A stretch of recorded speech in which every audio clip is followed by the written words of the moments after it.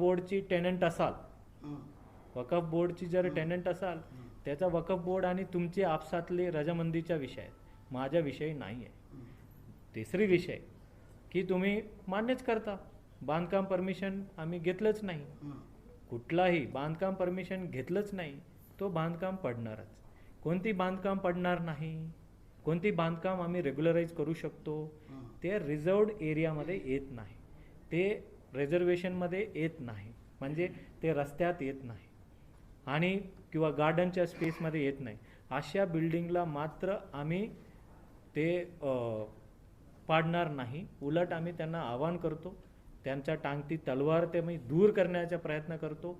आणि उलटा या ठिकाणी बसलेलं कदाचित सर्वांचे जातो किंवा नाही जातो मला माहिती नाही, तिथं बसलेलं सर्वांची जातो की नाही जातो माहिती नाही.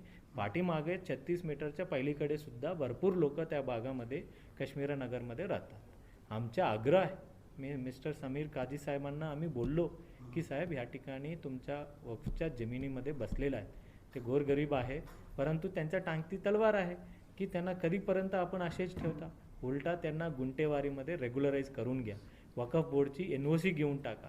साहेबांनी काय म्हटले की सर त्या लोकांनी जर आमच्याकडे रजिस्ट्री केलं असेल आणि टेनन्सी जर घेतला असेल तो आम्ही त्यांना रेग्युलराईज करून टाकू सर, आम्ही आमच्या पाडायची अजिबात इच्छा नाही.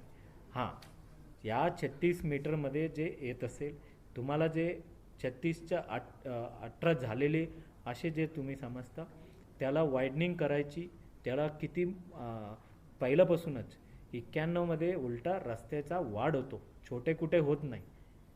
परंतु त्यामुळे भरपूर शिष्टमंडळ तुम्ही जसं येत आहेत, भरपूर मला शिष्टमंडळी आले की तुम्ही 36 जे रस्ते छोटे केलेले आहेत ते मोठे करा, शहराच्या भविष्याच्या हिशोबाने हे सर्व चुकीचं आहे.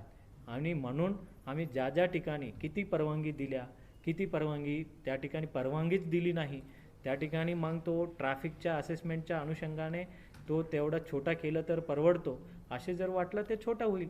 परंतु ज्या ठिकाणी समोर परवानगी देऊन टाकलेली आहे त्या ठिकाणी इनफैक्ट नाथ वैली स्कूल का भी जगह जाती है ना, नाथ वैली स्कूल का भी जगह जाती है, वो भी हम तोड़ेंगे उनका. लेकिन 36 का 18 होगा क्या, नहीं होगा, वो 36 ही रहेगा.